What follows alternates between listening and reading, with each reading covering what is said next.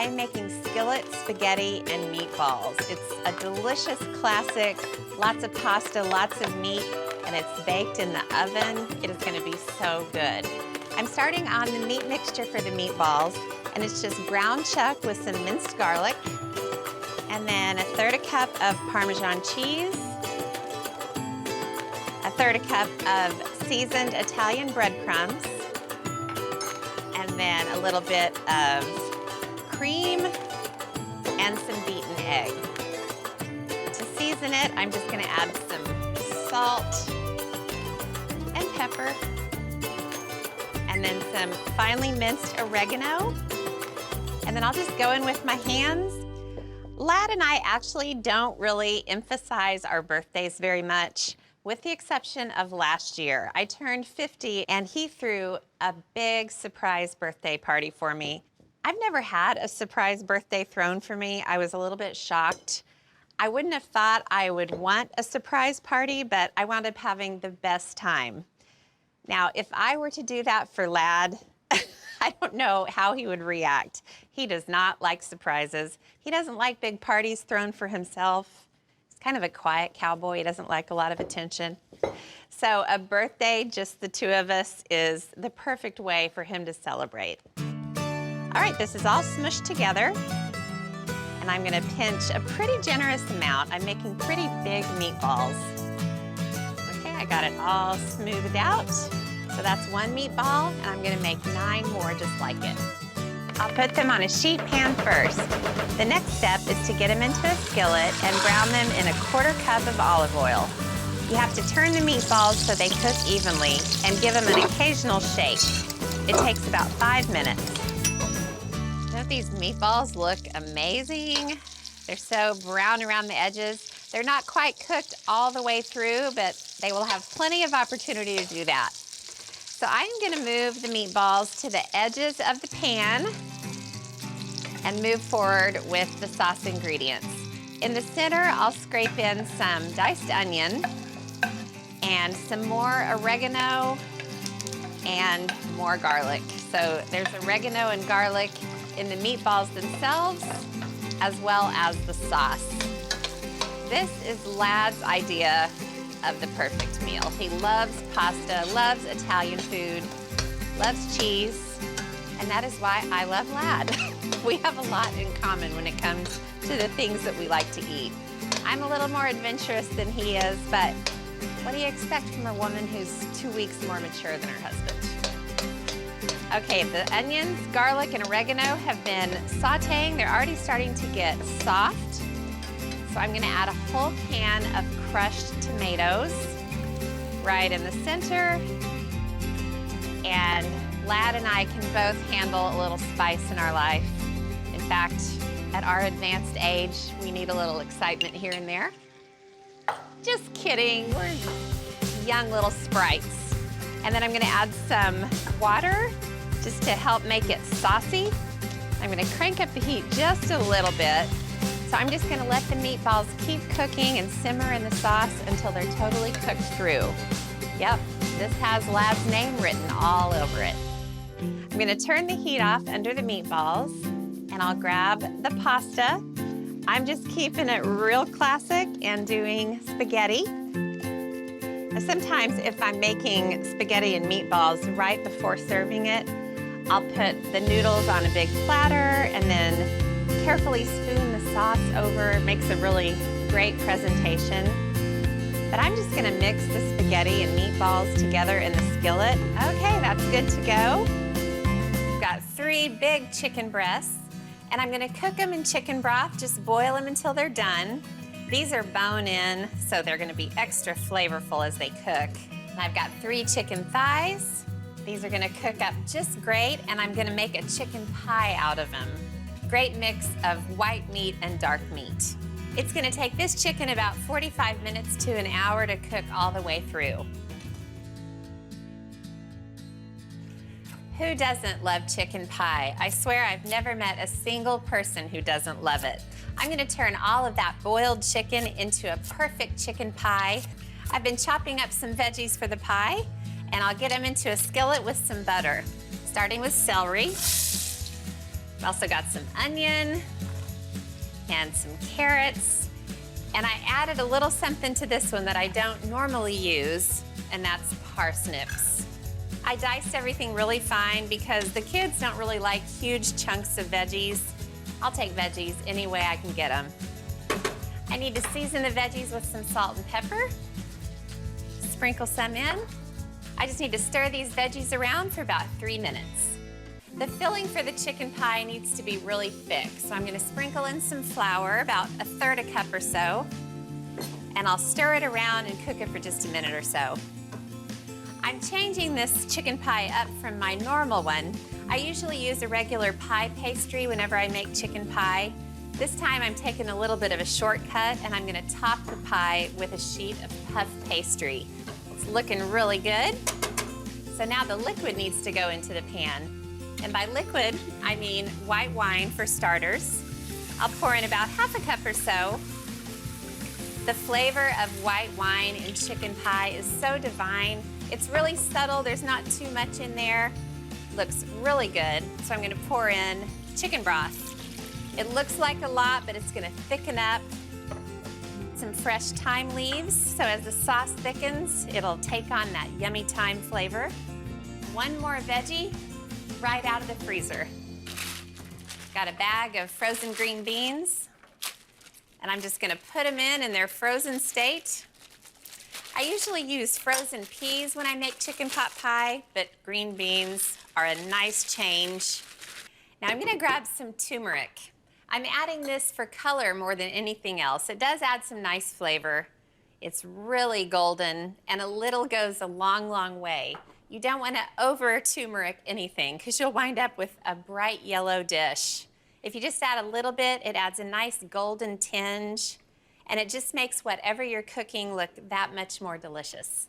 And it worked. I want to dive into this and eat it right now. But I've got one more ingredient to add, and it's probably the most decadent ingredient known to man, heavy cream. Not a lot, just a little. It just does something to this filling. It makes it a little bit thicker, definitely more creamy, definitely more rich. The only thing it needs is the chicken. I'll drop all of this shredded chicken in, and I am really, really stuffing it in there. I like a super meaty chicken pie. And I'll fold it into the sauce. Honestly, you don't even need the crust with this. I could just serve this up in a bowl, call it chicken stew. That filling is perfect. I'm gonna be really careful and go slow. While I do this, let me tell you how I'm gonna finish it up and serve it up tomorrow. An hour before dinner, I'll pull the pie out of the fridge, brush the rim of the dish with an egg wash, put a sheet of thawed puffed pastry on top, press down the edges of the pastry so it sticks to the sides, then egg wash the top too. Then I cook it for an hour at 375, and everyone in my household is gonna fight over that first big spoonful. Look at that crispy pastry on top. And all it needs on the side is a great green salad. All right, I had some onions and garlic browning in a pan, and I just added 1 pound each of ground beef and Italian sausage. And I'm just gonna break this up as it browns. I'll add a 28-ounce can of whole tomatoes, juice and all, and then a couple of regular cans of tomato sauce. You can also do jarred marinara sauce if you have that. Either one will work.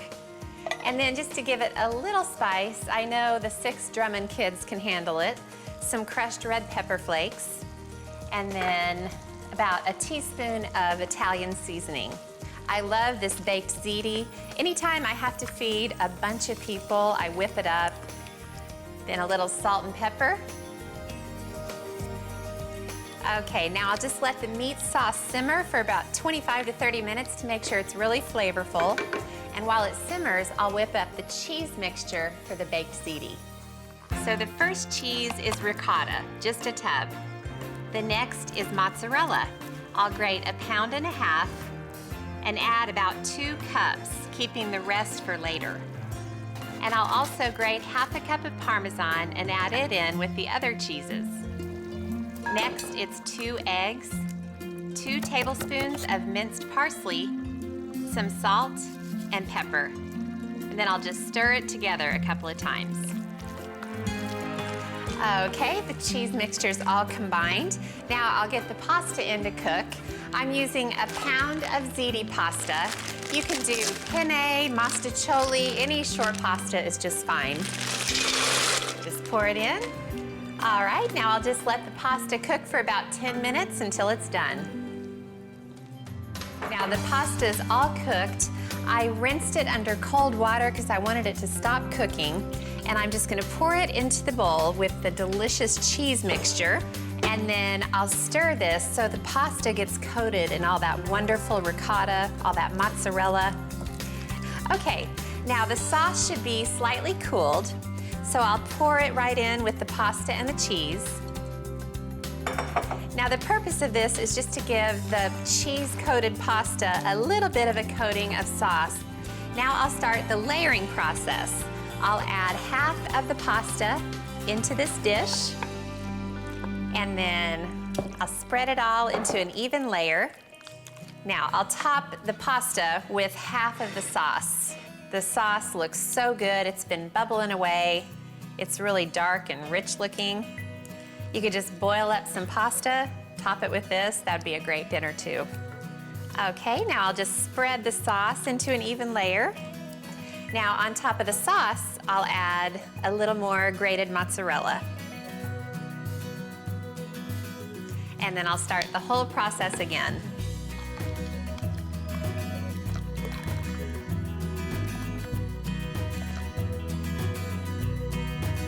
And this is going to be the perfect dinner for those 6 Drummond kids.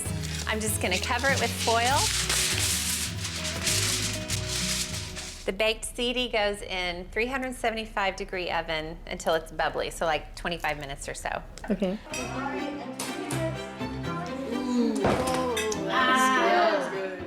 I've got some radiatore pasta, which is really cute and frilly, and I drained it and rinsed it under cold water because I need it to be cold when I add all the other ingredients.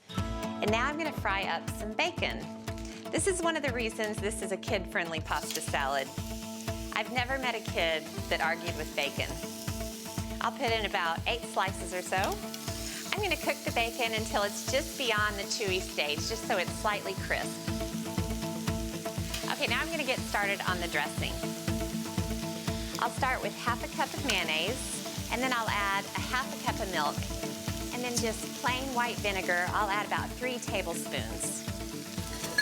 So I'll whisk this together. Yeah, that looks just right. You don't want it to be too thick. You want it to be nice and pourable so it'll coat all the pasta. Now I'll add some salt and plenty of black pepper. Give it a stir, and that's the dressing. Simple as that. Okay, and with that, the bacon is done. Don't want it to get too crisp. I'm gonna drain it on a paper towel so the pasta salad won't be too greasy. All right, now let that cool for a minute. Now I'm gonna throw together the salad. I'll just put the cheese in. I've got about a half a pound of mild cheddar cheese, very palatable for all kids, and the lovely yellow and red tomatoes. I've got about 10 ounces of tomatoes, give or take. And now the bacon is cool. I'm just gonna give it a rough chop. There's almost more extras than there is pasta in the pasta salad. Then for a little flavor, I've got 3 green onions. Yummy. Now I'll just pour in the dressing.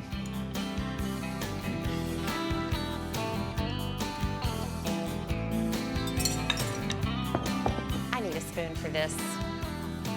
Oh, so pretty. Now, to really send this kid-friendly pasta salad over the top, I'm gonna add some fresh basil.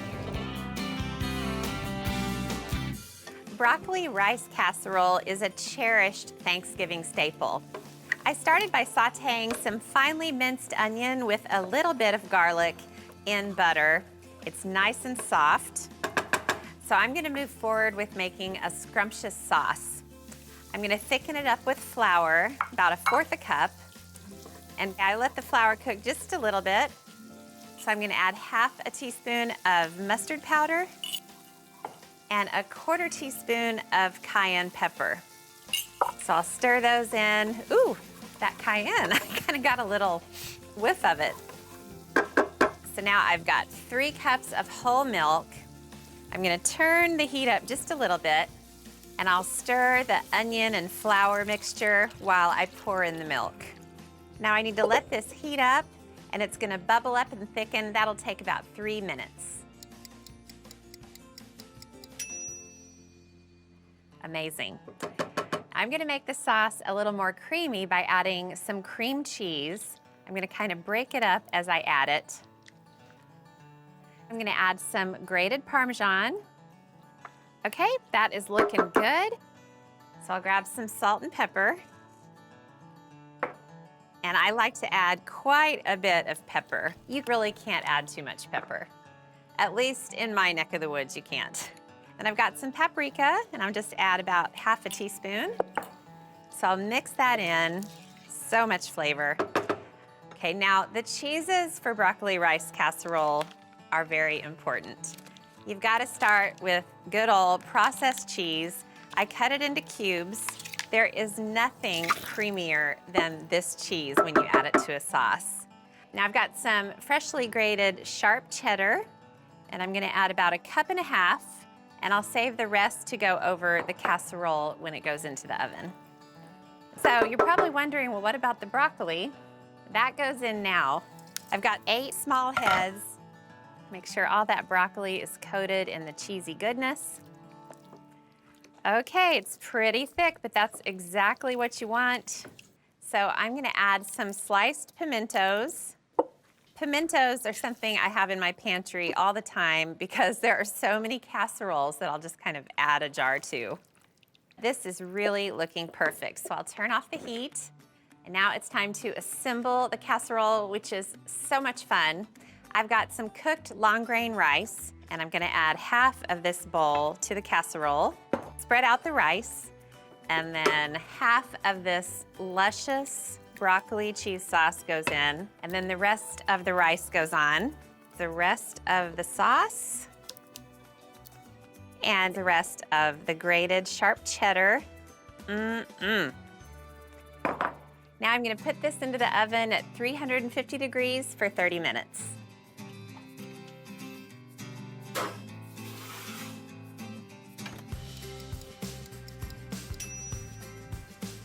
I'm gonna be heading to church soon, and I cannot wait because that means I'm gonna get to eat this beautiful broccoli rice casserole at the potluck. How good does this look? I cannot recommend this enough. I'll tell you something, I made that casserole at last year's church potluck. I made it this year, and I'll probably make it next year too. There's one more thing I wanna tell you about it. It is absolutely gorgeous to serve up. You dive in, and at this point, words fail me. Looks so good. Obviously, at a potluck, there'd be a lot more food to go with it, but I just wanted to show you its deliciousness. We're having chicken and noodles. Now, I've boiled a whole chicken, boiled it for about 45 minutes, not too high, just a nice simmer. And now I've been shredding the chicken, picking it off the bone. I've always said if you can boil a whole chicken, you can do most things in life. All right, I got all the chicken off the bones. Now I'll add the chicken later, but for now, I'm gonna take the bones and throw them back into the pot. I'm gonna let the bones simmer for about 20 minutes, and that's gonna make the chicken and noodles extra delicious. Well, it's a typical school day on the ranch. The kids have been outside doing a science project, and now they're doing their math drills. They're gonna be in here for lunch pretty soon, so I'm gonna keep moving forward on the chicken and noodles. The bones have been simmering. I got about as much flavor out of these as I could. Make sure I get them all out. Okay. The great thing about chicken and noodles too is you can sort of make it slowly over the course of a morning. There are a few steps to it, but none of them are difficult or complicated. You just have to have a little time. Now, depending on what's going on, I don't always cook like this on homeschool days. Sometimes we just have peanut butter sandwiches, and sometimes we have leftovers from the night before. But today, it seemed like a good day for chicken and noodles. Okay, I'm just dicing up the carrots and celery. I dice them pretty fine because my kids prefer smaller pieces of veggies. But you can make them big if you like it. You can also use root vegetables, add different vegetables that you have in your fridge. All right, dice the celery. So I've got half an onion, and I'll add that to the pot. And then the carrots and celery go in. This is a really pretty dish too. Lots of bright colors. All right, and then the chicken that I pulled off the bones all goes in. There's a lot of chicken in this dish. This is a whole chicken right here. Okay, about a teaspoon of salt, and then some black pepper. Okay, and then I'll add a half a teaspoon of ground thyme. Great flavor. And then this is something my mom always added, just about a quarter teaspoon of turmeric, also known as turmeric. I never know how to pronounce it. Turmeric is usually for flavor, but I use it in chicken and noodles just for color. It gives it a nice, deep golden color. For some reason, the color just makes the dish taste even more wonderful. All right, now this is gonna cook for another 10 minutes, and then I'll add the noodles, finish it off, and it'll be lunchtime. Now, part of what makes this dish so easy is I use frozen home-style noodles. They're actually the noodles my grandmother used to use. They are so delicious, you wouldn't even know you didn't make them yourself. All right, I'm gonna let the noodles start cooking, and I'm gonna mix up a little bit of a flour paste. I'll add about 1.5 tablespoons of flour to a little bit of water, about 1/2 cup. Now I'll just whisk this until it's really, really smooth. And then I'll just pour it right into the pot. And this is gonna help the sauce thicken a little bit. And that is the important difference between chicken noodle soup and chicken and noodles. I'm just gonna splash in a little bit of half and half, teaspoon or so of parsley. Stir that in. All right, now I'm gonna let this cook for another 15 minutes till it's nice and thick. Dig in, guys. I'm gonna make a big batch of cheese-stuffed pasta shells with tomato sauce. They are very, very popular in my house. Now, I've been grating up a bunch of cheeses, and I'll make the filling for the pasta shells. It starts with a whole bunch of ricotta cheese. I'm actually making 2 pans of shells, one to pop in the freezer and one to take home for dinner tonight. This is a lot of ricotta cheese. Now for some sharper cheese, I've got some grated Parmesan and grated Romano. I also have 2 eggs, and those go right in. I'm just gonna get some basil and parsley together. This is a really great meatless meal. I love it because you can serve the shells with a salad, and that's a great meal in itself. And then some salt and pepper. This is a lot of cheese mixture, so it really needs some seasoning. And then I'll just use my muscles to get this all combined. Now, part of what makes this so easy is that you can use jarred marinara sauce. And I'll just put a little bit in the bottom of the pan, just to have a little foundation of sauce. And now I boiled a whole bunch of jumbo pasta shells. I'll hold it open with my hand and get some of the delicious cheesy filling. And then it goes cheese side down in the sauce. I'm gonna fill up this pan, then I'll do the other one. I'll top the whole thing with more marinara sauce. Just pour it right out of the jar. And that is why jarred marinara sauce is so wonderful. You just crack open the jar and go for it. Now, cheese again. I have a whole bunch of grated mozzarella, and it melts so beautifully over the top of these shells. Now I have some leftover Romano and Parm, and it goes on. Now I'll just cover these with foil and dream about digging into this tonight. So just 25 minutes in a 350-degree oven, and it'll be nice and hot. Everyone gets a big helping of shells. I just love the way the sauce coats the pasta and a little of the cheesy filling peeps out. Yum. Beef noodle skillet. If there is one recipe I know will always be a hit, it's this one. I've just been cooking some onion and garlic in a little bit of butter, and the onions are getting nice and soft. So this is a good time to add the ground beef. Just a pound of ground chuck, and I'll add some salt and pepper. And then I'm gonna turn the heat up and just crumble this beef and cook it until it's totally browned. This recipe actually has a funny history.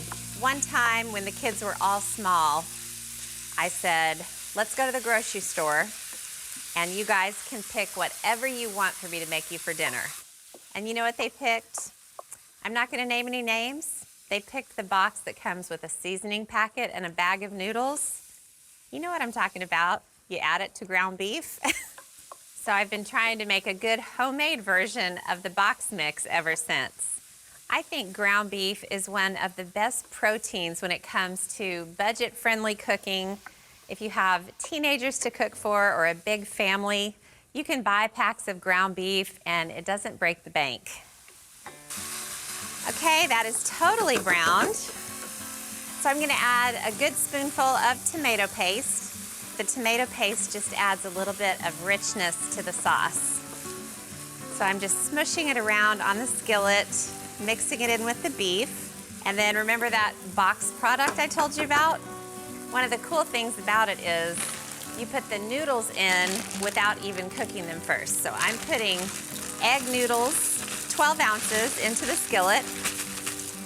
Now for the liquid, I'm gonna add about 2.5 cups of low sodium beef stock. And then I'll add a teaspoon of smoked paprika, a good squeeze of grainy brown mustard. Trust me, this is all gonna make sense before too long. A few dashes of Worcestershire sauce. Then I'm gonna add a little more pepper because the noodles and the beef definitely need it. I'm gonna stir it, and then I want the noodles to have enough liquid to cook. So I'm gonna add some hot water, about a cup to start. And while it's cooking, if it looks like it needs more, I can splash in a little bit more. And then stir it and make sure all those spices are worked in. So I'm going to reduce the heat to low, and I'll put the lid on, and I'll just let it simmer for 12 minutes, stirring it a couple of times along the way. Okay. It's time for the big reveal. Let's see what happened in here. Oh, it looks wonderful. Now you can totally serve it as it is now. It's pretty much finished, but I like to add just a little bit of creaminess. So I'll add some sour cream, and how much you add is totally up to you. It just depends on how creamy you want things to get. And just a splash or two of cream. It's sort of a stroganoff idea, but more budget friendly. And then I like to chop up some chives and just sprinkle them over the top. They make it a little bit prettier, and they sure add some good flavor. All right, chives go on. It's nothing fancy, but boy, is it delicious. Chicken spaghetti. It's my husband's favorite, my kids' favorite, so it's gonna work out well for me.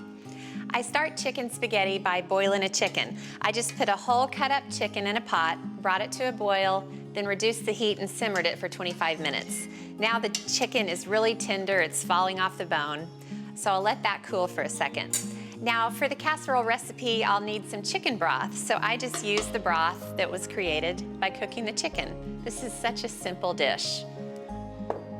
And one of the things that makes this casserole so great is that it's easy to eat. And part of the reason for that is I break the spaghetti into pieces. So I just do it right over the pot.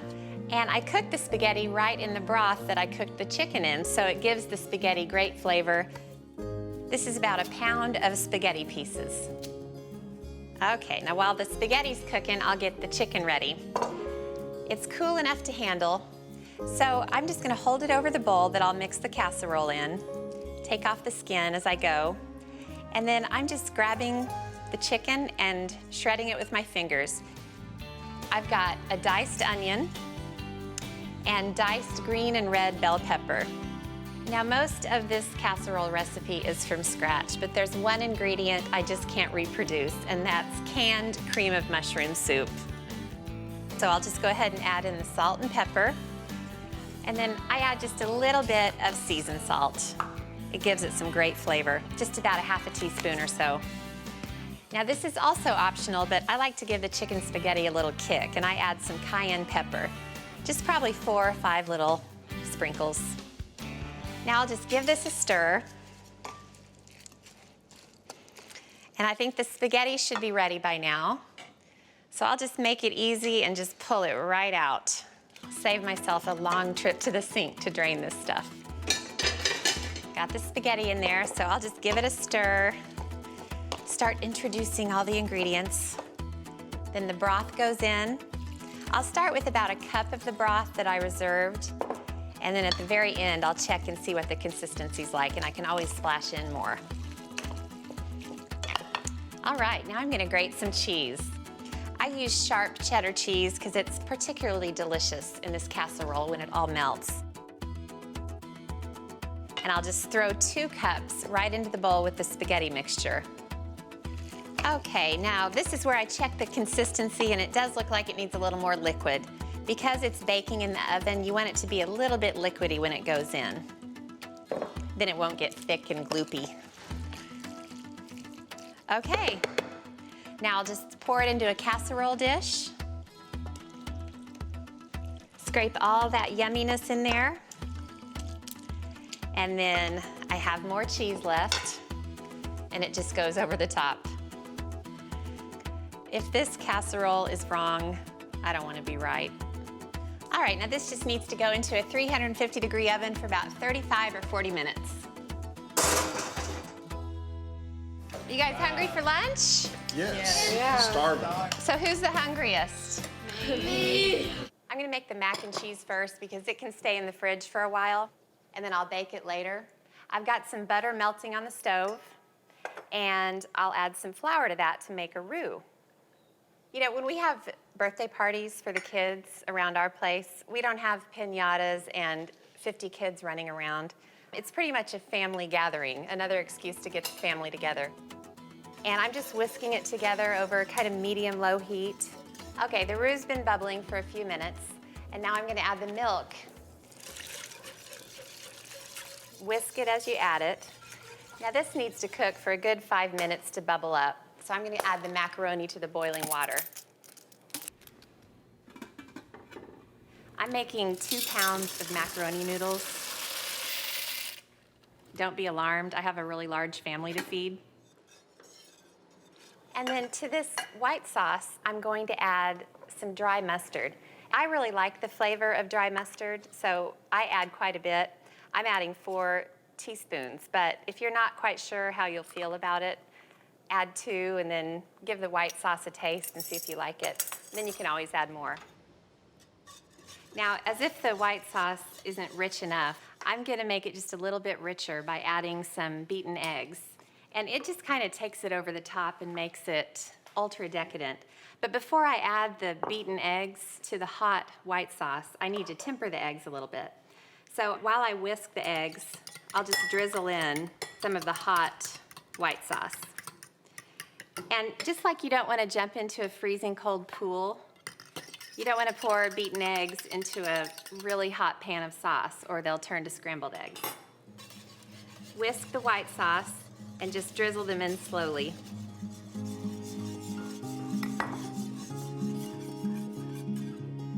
Okay, the white sauce is really thick, it's really smooth, and it's really rich with the addition of the eggs. I've got a bunch of grated sharp cheddar. I'm gonna leave off a couple of cups of cheese because we'll need to top the finished macaroni and cheese with it. You just need to stir the grated cheese into the white sauce. And please resist the temptation to stick a large tablespoon in here and start eating it out of the pot. I speak from experience here. Okay, add a little bit of seasoning, salt, a little bit of seasoned salt. This is optional, but just use whatever seasoned salt you have in your pantry. And black pepper. I like to use this, what I call black dust. And the cheese sauce is done.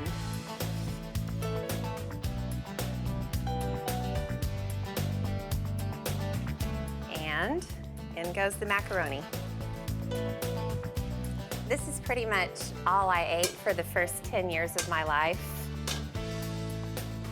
It's the only reason I grew as a child, because I ate macaroni and cheese. Okay, just stir it, make sure all the macaroni is evenly coated. Oh my gosh, this looks so good. Can I borrow a fork? Okay, it's done. Now we just need to pour it into the pans. Oh my gosh. I mean, this is a lot of macaroni and cheese. Have you ever seen anything like this in your life? I'm almost ashamed, but only almost. I do kind of wish I'd lifted weights for the past couple of months though. This is heavy. Oh. And then sprinkle the extra cheese on top. And that is about the most delicious looking mac and cheese in the world. And I think I probably should taste it just to make sure it's okay. For my children, of course. And speaking of the children, I hope my baby hasn't found out about the surprise party yet. It's his first surprise party, so I'm hoping it all goes off without a hitch.